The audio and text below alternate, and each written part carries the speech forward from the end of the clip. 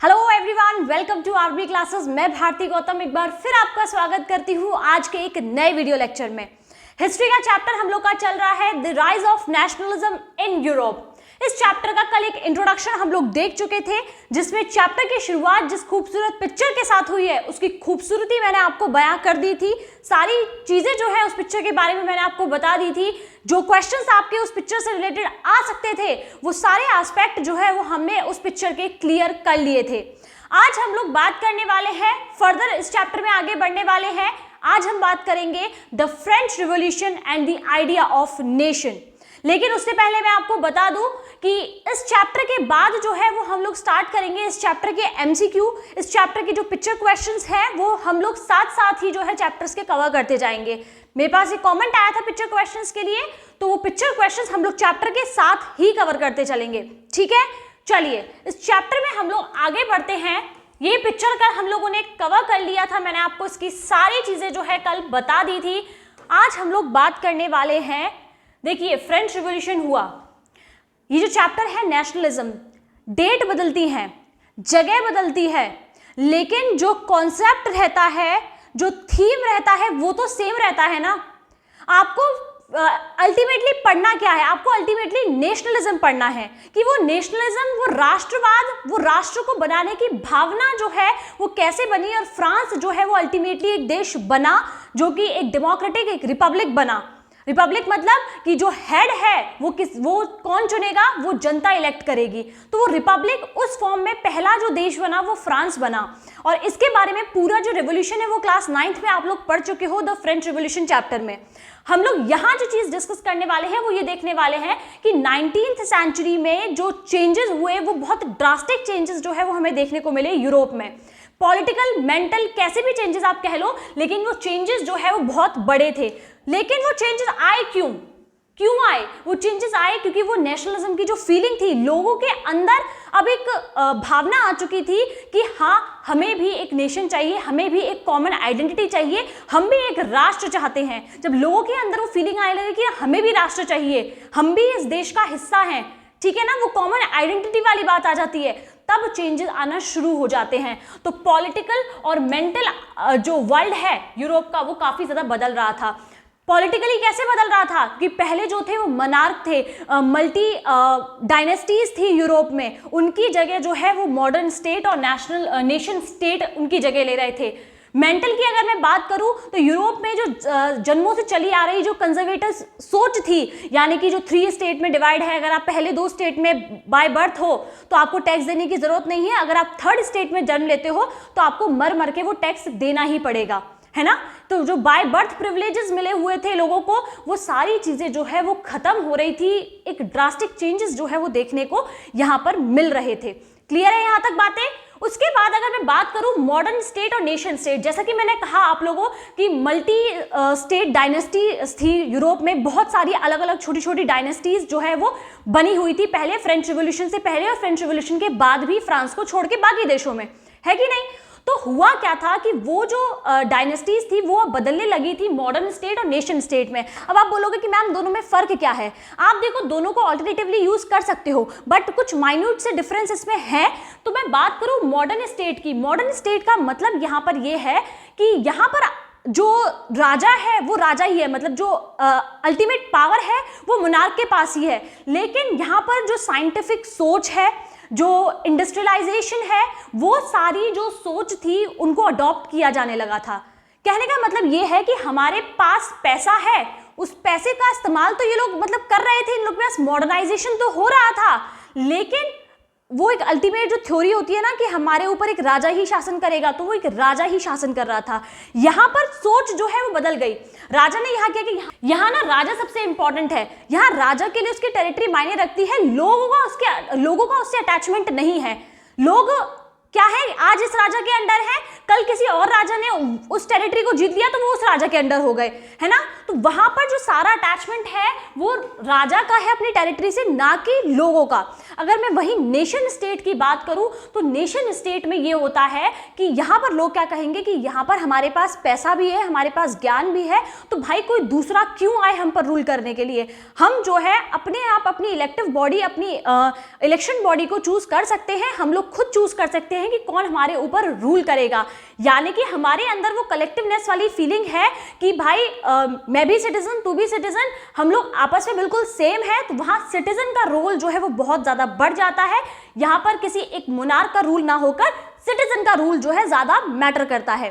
Clear है यहाँ तक सारी चीजें? तो यहाँ क्या है, it was in the majority of the citizens and not only its ruler came to develop a sense of common identity, shared history और descent। समझ में आया कि मतलब वो कलेक्टिव आइडेंटिटी, हिस्ट्री और ये सारी चीज़ों का जब हमारे अंदर केवल रूलर में नहीं कि भैया मैं आज सो रहा हूँ, कल सुबह सो के उठूंगा, उस वाली टेरिटरी पे हमला करूंगा तो वो मेरी टेरिटरी हो जाएगी, लोगों को उससे कोई मतलब नहीं है। राजा की टेरिटरी बढ़ गई, एक ने खो दी, एक ने पा ली, तो वो राजा का मैटर हुआ, लोगों को उससे कोई फर्क नहीं पड़ रहा। ठीक है ना, लोगों की अपनी और दूसरी परेशानियां हैं, लेकिन वो टेरिटरी से किसको मतलब पड़ा, मोनार्क को। लेकिन नेशन स्टेट में लोगों को इस चीज से फर्क पड़ता है क्योंकि वो उस टेरिटरी से बिलोंग करते हैं। वो कहते हैं कि ये हमारा देश है, यहाँ पर कोई बाहर से आके रूल नहीं करेगा, हम खुद अपनी इलेक्टिव बॉडी को जो है चूज करेंगे। तो वो क्या हो गया, नेशन स्टेट हो गया यहाँ पर, जहां हम अपने ज्ञान का, अपने पैसे का और सब चीज का इस्तेमाल जो है वो बेहतर ढंग से करेंगे।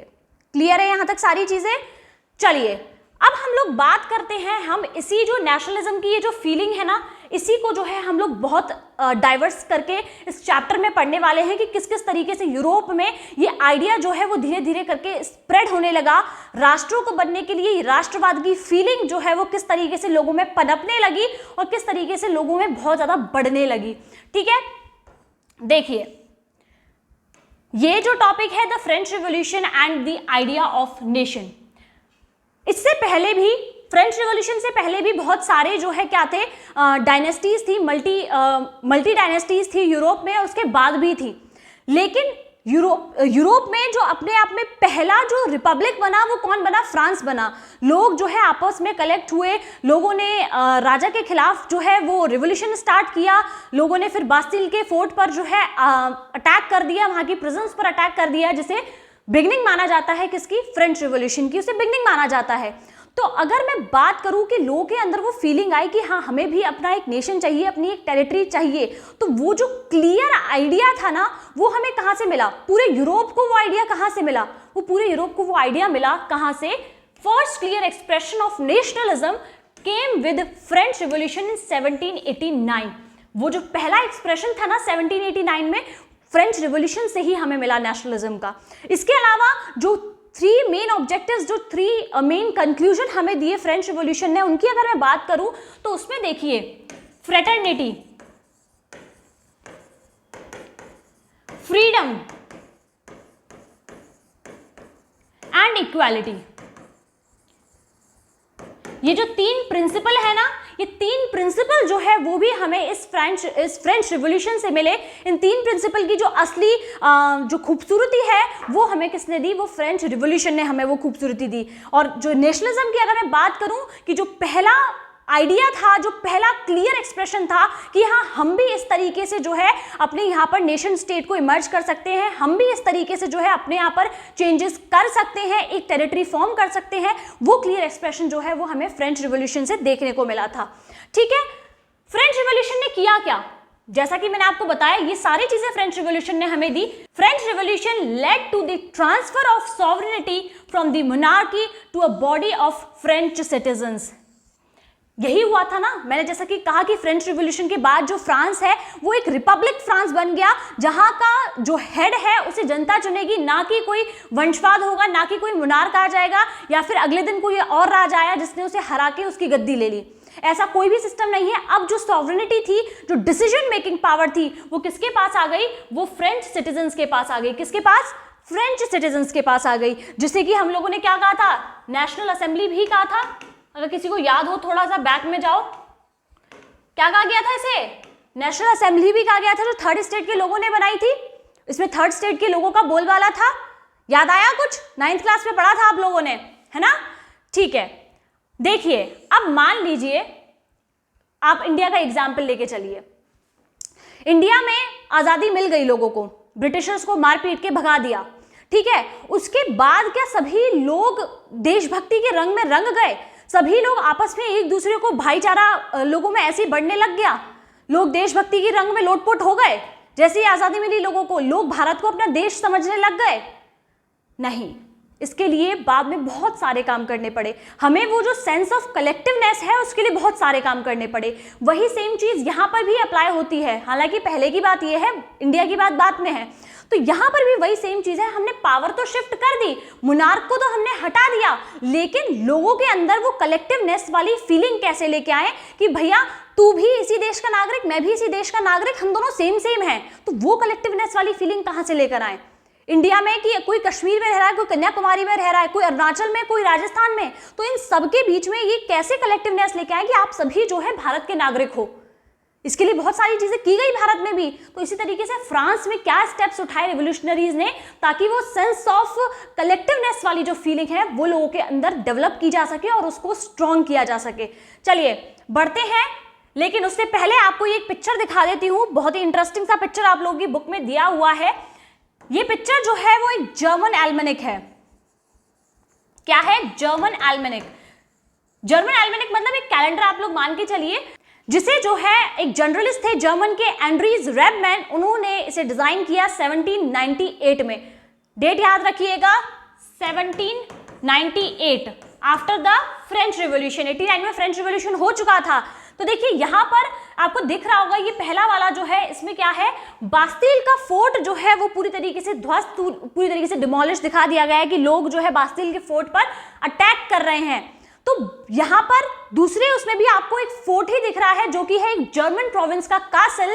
तो यहां पर दिखाया क्या जा रहा है अल्टीमेटली, कि किलों को तोड़ा जा रहा है? नहीं, यहां पर ये जो फोर्ट आपको दिए हुए हैं, ये फोर्ट जो है उस निरंकुशता का, उस मुनार्क का सिंबल है, जिन्हें जो है ध्वस्त किया जा रहा है। जिस तरीके से फ्रांस में उस चीज को ध्वस्त किया गया, उसका विध्वंस किया गया, उसी तरीके से जर्मन में भी ये चीज बहुत ही जल्द होगी और जर्मन भी एक नेशन स्टेट के तौर पर फॉर्म होगा और वहां पर भी हमें वो एडमिनिस्ट्रेटिव चेंजेस जो है वो देखने को मिलेंगे, जैसे कि फ्रांस में हुए हैं। तो बस ये पिक्चर जो है वो कुछ यही शो कर रहा है। तो आप लोगों से पिक्चर क्वेश्चन में पूछा जा सकता है कि किसने बनाया, कहाँ के जर्नलिस्ट थे, कब बनाया गया, ये पिक्चर क्या शो करता है।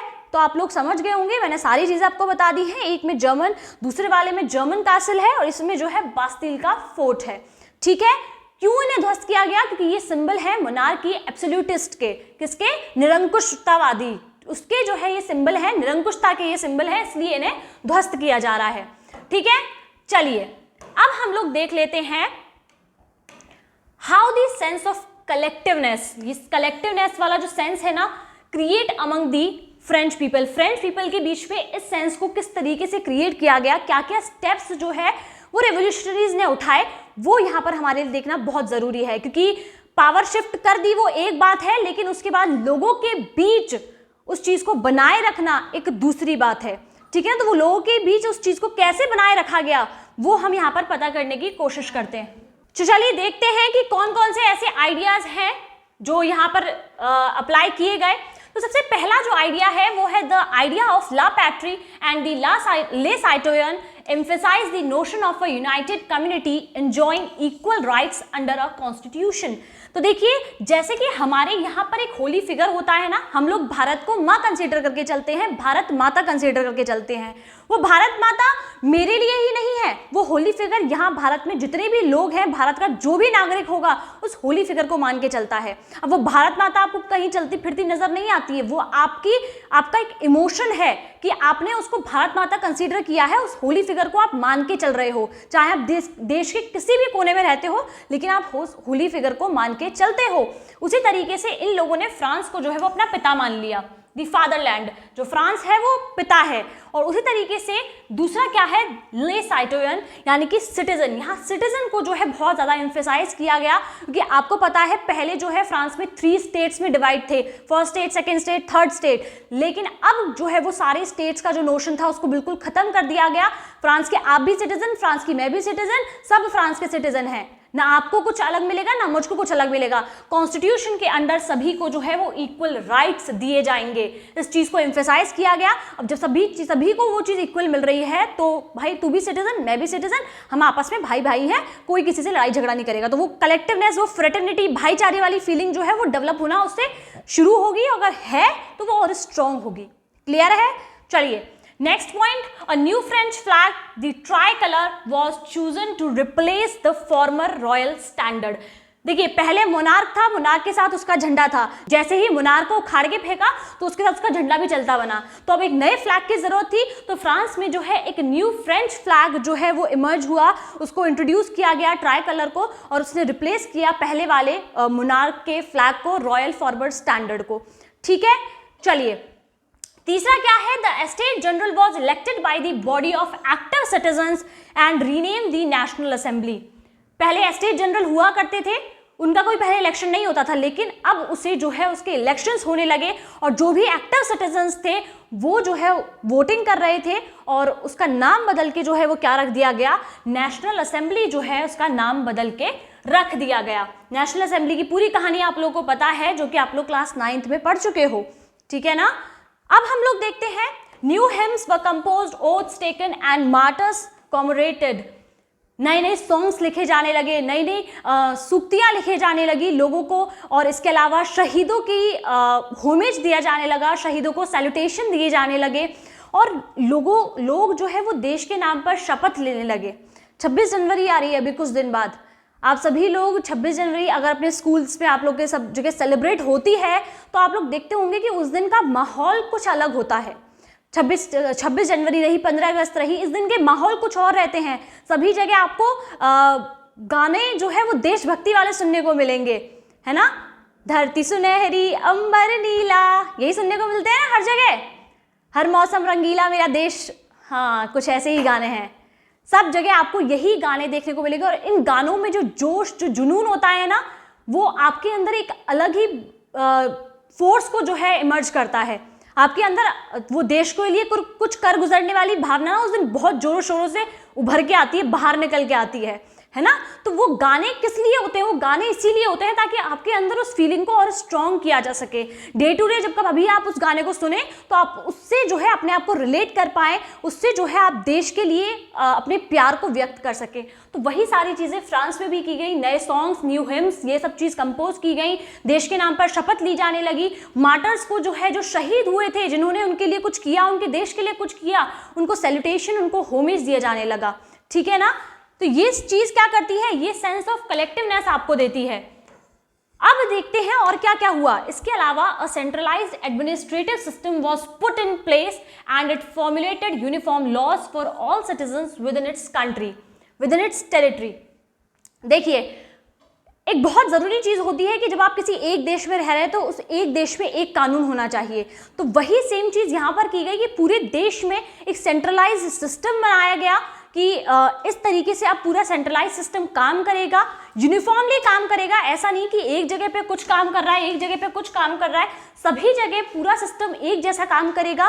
और यूनिफॉर्म लॉज बनाए गए कि फ्रांस के एक शहर में अगर इस चीज़ की ये सज़ा है तो दूसरी जगह पे भी यही सज़ा होगी, है ना। और सभी लोग जो है उस लॉ के सामने इक्वली जो है रहेंगे, सबको एक जैसा ही उस लॉ के अकॉर्डिंग माना जाएगा। ठीक है। और इसके अलावा जो है internal custom dues were abolished and a uniform system of weights and measure was adopted. ये बहुत बड़ी चीज़ है कि देखिए जो कस्टम ड्यूटीज होती हैं, लाइक आप फ्रांस है, ये फ्रांस मान के चलिए। अब फ्रांस के इस हिस्से से इस हिस्से में गए, इस हिस्से से इस हिस्से में गए, तो यहाँ पर जाने के लिए भी आपको कस्टम ड्यूटी देनी पड़ी और यहाँ पर जाने के लिए कस्टम ड्यूटी देनी पड़ी। रहे आप फ्रांस में ही रहे हो, लेकिन आपको फ्रांस के एक शहर से दूसरे शहर भी जाना है तो आपको वो कस्टम ड्यूटीज देनी पड़ रही हैं। इसके अलावा अगर आप यहाँ पर जा रहे हो तो यहाँ पर 1 मीटर में आपको इतना कपड़ा मिल रहा है और दूसरे इधर जा रहे हो तो आपको 1 मीटर में इतना सा कपड़ा मिल रहा है। तो वो वेट और मेजरमेंट का जो सिस्टम था वो सभी जगह अलग अलग था। तो वो जो सिस्टम था उसको यूनिफॉर्म किया गया, जो इंटरनल कस्टम ड्यूटीज थी उनको हटाया गया, जितने ड्यूज थे वो सारे हटाए गए और एक सेंट्रलाइज्ड सिस्टम को जो है वो फ्रांस में फॉर्म किया गया ताकि सभी लोग जो है वो आसानी से अपने कामों को कर सके, उन्हें फील हो कि हाँ वो एक ही टेरिटरी का पार्ट है। आप उधर जाओगे तो आपको कुछ अलग नहीं मिलेगा, आप इसी देश का हिस्सा हो, यहाँ जो कानून है वो देश के हर हिस्से में एक ही जैसा होगा। समझ में आई बात? ठीक है। अब देखते हैं regional dialects were discouraged and French became the common language of the nation. Paris में जो है जो फ्रेंच लैंग्वेज थी उसको काफ़ी ज़्यादा बोला लिखा पढ़ा जाता था, तो जो रीजनल डायलेक्ट्स थे उन सभी को डिस्करेज कर दिया गया, जो आम बोली जाने वाली भाषाएं थी उन सभी को बंद किया गया, और जो फ्रेंच लैंग्वेज थी जिसे पेरिस में सबसे ज़्यादा बोला पढ़ा और लिखा जाता था उसको जो है फ्रांस की कॉमन लैंग्वेज अनाउंस कर दिया गया, ठीक है ना, और सभी पर इम्पोज कर दिया गया, एक तरीके से सबके ऊपर वो थोप दी गई फ्रेंच लैंग्वेज। आप लोग सोचेंगे कि सिविक्स में तो पढ़ा था कि ऐसे थोपा थापी करोगे लैंग्वेज की तो बहुत गड़बड़ हो जाएगी, लोग जो है फिर रिवोल्ट पर उतर आएंगे, लेकिन यहाँ पर एक अलग कॉन्सेप्ट है, वहाँ पर एक अलग कॉन्सेप्ट है। यहाँ पर जो पीछे की थ्योरी है वो थ्योरी ये है कि यहाँ पर लोगों में कलेक्टिवनेस की जो सेंस है उसको स्ट्रॉन्ग करने के लिए ये स्टेप जो है वो उठाया गया था। हालांकि एक अलग चीज़ का डिबेट है, कभी बाद में पूरी कोशिश करेंगे कि जब पढ़ेंगे तो पूरा अच्छे से पढ़ेंगे इसे, ठीक है। अब देखते हैं इस चीज से ये सारी चीजें क्या की गई, ये सारी चीजें की गई उस कलेक्टिवनेस को स्ट्रॉन्ग करने के लिए। लेकिन जैसा कि आप लोगों को पता है कि इस फ्रेंच रिवॉल्यूशन से एक जो है वो ऑब्जेक्टिव निकल के आया। क्या निकल के आया? फ्रेंच रिवॉल्यूशन से जो है वो एक ऑब्जेक्टिव निकल के आया, और वो ऑब्जेक्टिव ये था कि जो फ्रेंच रिवॉल्यूशनरीज थे उन्होंने कहा कि ये फ्रांस की डेस्टिनी है, ये हमारा कर्तव्य है कि अब हम बाकी के यूरोप को भी क्या करें, बाकी के यूरोप को भी इन मोनार्क से जो है वो आज़ाद करें, जो डेस्पोटिज्म है उससे हम लोग इसे आज़ाद करें। डेस्पोटिज्म का मतलब क्या है? डेस्पोज का मतलब क्या है कि जो अपनी मनमानी से अपना शासन चलाता है उनको जो है हमारे ऊपर राज करने का कोई हक नहीं है, उनको हटाया जाएगा और एक नया एडमिनिस्ट्रेटिव सिस्टम जो है वो लेके आया जाएगा। तो ये सारे रिवोल्यूशनरीज ने कहा कि एक ये जो आइडिया है अब इसका बाहर पहुंचना भी बहुत ज़रूरी है और ये इस काम को किया जाएगा। अब क्या, लेकिन आइडिया के जो नेशनलिज्म का आइडिया इमर्ज हुआ फ्रांस में, उसके पैर लग रहे हैं कि जो अपने आप भाग के दौड़ के जाएगा और वहां पे पहुंच जाएगा और बोलेगा कि मैं नेशनलिज्म हूं और मैंने फ्रांस में ये काम किया और ये काम यहां भी किया जा सकता है। नो भाई, ये जो नेशनलिज्म की फीलिंग थी ये भी फ्रांस में भी एक दिन में नहीं हुई कि लोग सोए थे और सुबह उठे कि यार हमें ना अपना एक देश बनाना है और हमें इसके लिए विद्रोह करेंगे। ऐसा तो नहीं किया होगा उन लोगों ने। कितने सारे आप लोगों ने जो है पढ़े थे, प्लेटो पढ़ लिया, अरस्तु पढ़ लिया, आपने इतने सारे जो फिलोसोफर्स थे उन्होंने अपनी आइडियोलॉजीज दी, लोगों को समझाया बुझाया, और ये एक दिन का काम नहीं है, ये सालों से चली आ रही चीज़ें थी जिन पर लोगों ने वर्क किया, तब जाके एक आइडियोलॉजी जो है वो बनी। उसी तरीके से जब एक आइडियोलॉजी एक जगह बन गई तो उसको दूसरी जगह पहुंचाने का काम जो है वो ये रिवोल्यूशनरीज कर रहे थे। अब वो कर किस तरीके से रहे थे? तो ये हुआ, कुछ क्लब्स जो है वो बनाए जाने लगे जो बाकी के यूरोप में थे, जो भी मिडिल क्लास थे, जो एजुकेटेड मिडिल क्लास थे, स्टूडेंट्स थे, उन लोगों ने क्या किया, उन लोगों ने जैकोबिन क्लब्स का जो है बनाना शुरू किया। क्या किया? Jacobian clubs. नाम याद रखेंगे। जैकोबिन क्लब्स बना कौन रहा था? ये थर्ड स्टेट में इसका बोलबाला था, थर्ड स्टेट के लोग ज़्यादातर बना रहे थे इसे। एजुकेटेड मिडिल क्लास स्टूडेंट्स जो है वो इस जैकोबिन क्लब्स के इनका हिस्सा थे। अब ये जैकोबिन क्लब कर क्या रहा था? देखिए, जो फ्रांस की आर्मी थी ना वो यूरोप के बाकी जगहों पर जाके इन्वेड कर रही थी, बाकी जगहों पर जाके जो है पहुंच रही थी, वहां पर वॉर कर रही थी और वहां के मोनार्क को हटा रही थी। अब लोगों को इससे क्या फर्क पड़ा? भाई एक मोनार्क को मारा, दूसरा मोनार्क आ रहा है, तो लोगों को क्या ही फर्क पड़ा? लोगों को फर्क पड़ा, लोग जो है उस फ्रेंच आर्मी को वेलकम कर रहे थे। वेलकम क्यों कर रहे थे? वेलकम इसलिए कर रहे थे कि उन्हें लगा कि जो आर्मी आ रही है फ्रांस से वो उनके लिए फ्रीडम का गिफ्ट लेके आ रही है, उनके लिए मॉडर्न आइडियाज़ लेके आ रही है, उनको जो है स्वतंत्रता जो है वो गिफ्ट करेगी, इसलिए उनका शुरुआत में बहुत ज़्यादा वेलकम किया गया था।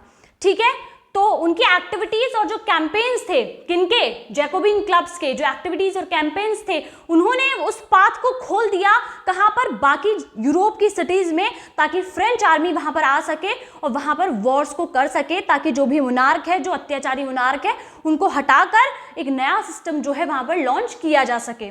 तो उनके campaigns prepare the way for the French आर्मीज which moved into कहाँ पर 1790s तक मूव किया फ्रेंच आर्मी ने? Holland, Belgium, Switzerland and much of Italy in 1790s। इतनी सारी जगहों पर जो है फ्रेंच आर्मी ने इन्वेड किया with the help of Jacobian clubs. Jacobian clubs ने उन रास्तों को साफ किया ताकि वहां तक जो है वो पहुंच जाए। रास्ते साफ करने का मतलब ये नहीं है कि झाड़ू ले गए और पहुंच गए रास्ते साफ करने। रास्ते साफ करने से मतलब ये है कि लोगों को उस चीज़ के बारे में बताया कि फ्रांस में ऐसी चीज़ हुई है, और हमारे यहाँ पर भी इस तरीके की चीज़ें हो सकती हैं, एडमिनिस्ट्रेटिव चेंज हो सकता है, इस अत्याचारी राजा से हमें मुक्ति मिल सकती है, लेकिन हमें उनका जो है स्वागत करना पड़ेगा, उनका साथ देना पड़ेगा। तो वही चीज़ें जब लोगों को इन्फ्लुएंस किया जाने लगा तो लोग भी जो है उस चीज़ को समझने लगे और फ्रांस की जो आर्मी थी उसका वेलकम जगह जगह पर किया जाने लगा। अब देखिए, फ्रांस की जो आर्मी थी वो ऐसी तो नहीं पहुंचेगी, कोई ना कोई तो उसका जनरल होगा। तो फ्रांस आर्मी का जो जनरल था वो था नेपोलियन, जिसके अंडर में ये सारी चीज़ें की जा रही थी। नेपोलियन, मैं कह के चलूँ, इसे कंसिडर करके चलूँ तो ये फ्रांस का एक हीरो है, फ्रांस का हीरो, और बाद में इसे पूरे यूरोप का हीरो भी मान लिया गया, यूरोप का हीरो मान लिया गया। अब आप कहोगे कि नेपोलियन ने तो जो रिपब्लिक बना था फ्रांस, उसको वापस से जो है क्या कर दिया, मुनाक कर दिया, उस पर वापस से अपनी सुप्रीमेसी जो है उसने थोप दी। तो वो हीरो किस तरीके से हुआ? देखिए, यहाँ पर एक बहुत बड़ी चीज़ है जो आपको समझने वाली है। अब देखिए, मैं एक एग्जाम्पल लेके चल रही हूँ, डिस्क्लेमर है, कोई इस पर कुछ भी मतलब अपनी राय टिप्पणी कृपया ना दें, मैं पहली डिस्क्लेमर दे रही हूँ। डेमोक्रेसी है, ठीक है ना, मैं किसी देश का नाम नहीं ले रही, जस्ट एक थ्योरी लेके चल रही हूँ।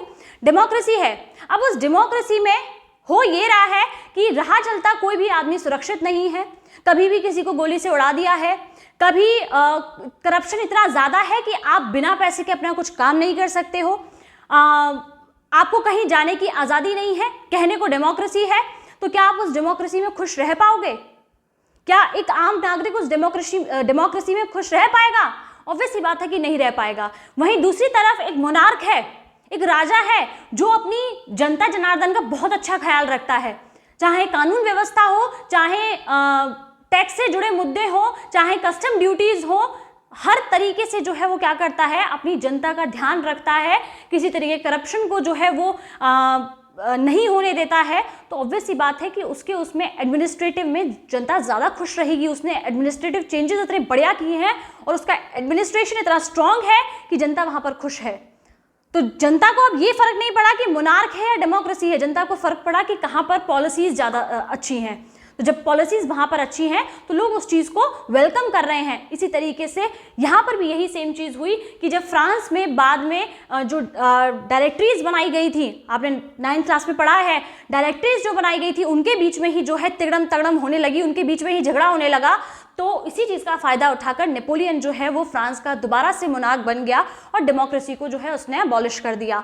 लेकिन फिर भी लोगों ने इसको हीरो कंसिडर किया, वो इसलिए क्योंकि इसने जो है वो बहुत सारे जो चेंजेस थे, बहुत सारे चेंजेस को इसने इंट्रोड्यूस किया बाकी के यूरोप में भी, और फ्रांस में जो ये पहले ही इंट्रोड्यूस कर चुका था। अब कौन से वो चेंजेस थे, क्या वो चीज़ें थी, वो देख लेते हैं, जिसे हम लोग बोलते हैं द सिविल कोड ऑफ 1804, नागरिक संहिता। 1804 की नागरिक संहिता के नाम से इसे जाना जाता है। और बहुत आसानी से आपके पेपर में ये क्वेश्चन जो है वो बन सकता है कि नागरिक संहिता, नेपोलियन की नागरिक संहिता की व्याख्या कीजिए, ठीक है, या फिर explain the civil code of 1804 and who introduce the civil code of 1804।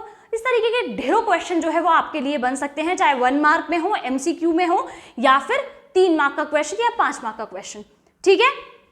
चलिए, तो किस तरीके के थे, देखिए, abolished all privileges based on birth. Birth के बेस पर जितने भी प्रिविलेजेस, जो विशेषाधिकार लोगों को मिले हुए थे, उन सभी को अबॉलिश कर दिया गया। ना कोई फर्स्ट, ना कोई सेकंड, ना कोई थर्ड स्टेट, सभी इक्वल सिटीजन है, ठीक है। दूसरी चीज, स्टैब्लिश इक्वालिटी बिफोर लॉ, मतलब लॉ जो बनाए जाएंगे वो यूनिफॉर्म लॉज तो है ही, लेकिन उसके सामने सभी लोग समान हैं, कोई प्रेसिडेंट नहीं, कोई कुछ नहीं, लॉ सबके लिए सेम है, चाहे वो राह चलता कोई नागरिक है या फिर कोई ऑफिसर रेंज का आदमी है, लॉ है तो सभी के लिए एक जैसा है, ठीक है। And secure the right to property, right to property का जो अधिकार था, प्रॉपर्टी का जो राइट था, उसको पूरी तरीके से सिक्योर किया गया कि कोई भी आकर आपकी प्रॉपर्टी को छीन नहीं सकता। अगर आपके पास प्रॉपर्टी है तो आपको पूरा अधिकार है उस प्रॉपर्टी को रखने का, बट वो लीगल होनी चाहिए, ठीक है।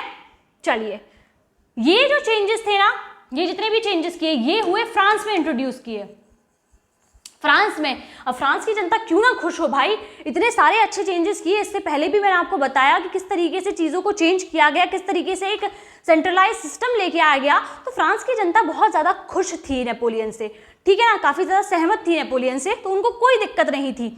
उसी तरीके से इसके अलावा जो चेंजेस किए गए वो बाकी जगहों पर किए गए, जैसे कि डच रिपब्लिक है, स्विट्जरलैंड, जर्मनी, इटली, इन जगहों पर भी काफ़ी सारे चेंजेस किए गए। और जो वहाँ का सिस्टम था, उसका जो एडमिनिस्ट्रेटिव डिवीजन था, उसको काफ़ी ज़्यादा सिंप्लीफाई कर दिया गया। जो मोनार्क थे उनको हटा दिया गया और उनको हटा के जो एडमिनिस्ट्रेटिव सिस्टम थे कि इसके बाद ये ऑफिसर, इसके बाद ये ऑफिसर, उस पूरे सिस्टम को बहुत ज़्यादा चेंज कर दिया गया। एक सेंट्रलाइज्ड सिस्टम जो है वहाँ पर क्रिएट कर दिया गया, ठीक है।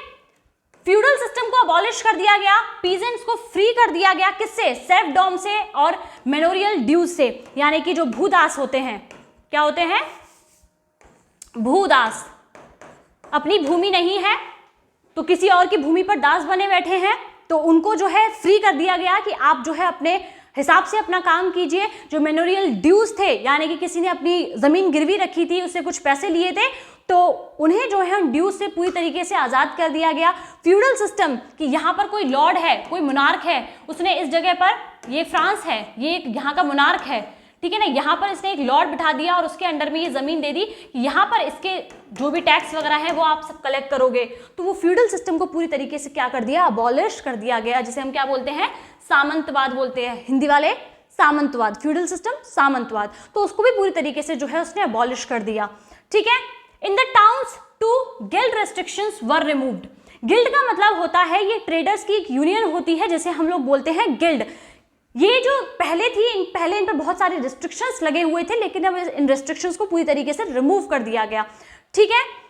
ट्रांसपोर्ट और कम्युनिकेशन सिस्टम वर इम्प्रूव। कम्युनिकेशन और ट्रांसपोर्ट के जो सिस्टम्स थे उनको पूरी तरीके से इम्प्रूव कर दिया गया। अब बताइए लोग इनका स्वागत क्यों ना करें? जब इतनी सारी अच्छी चीज़ें की जा रही हैं तो लोग इनका बहुत अच्छे से स्वागत कर रहे थे, वेलकम कर रहे थे।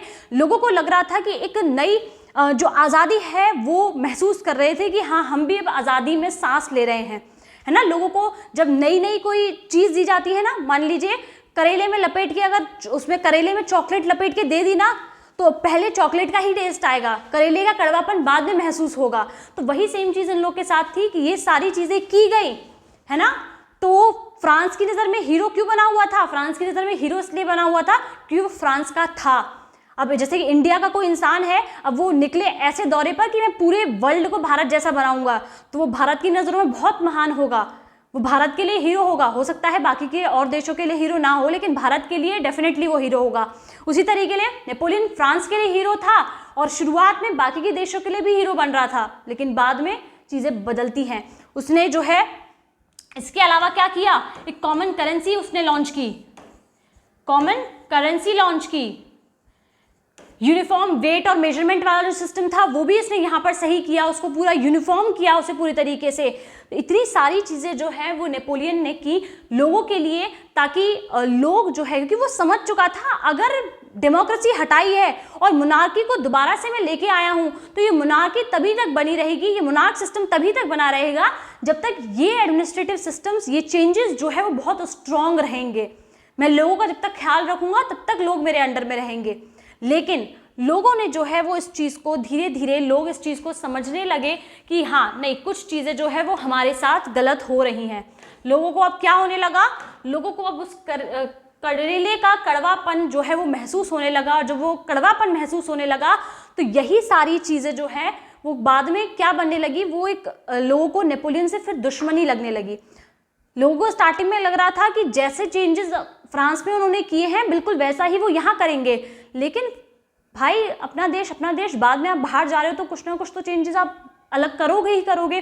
तो हुआ क्या यहाँ पर? नेपोलियन ने जो है वो टैक्स को इंक्रीज करना शुरू कर दिया।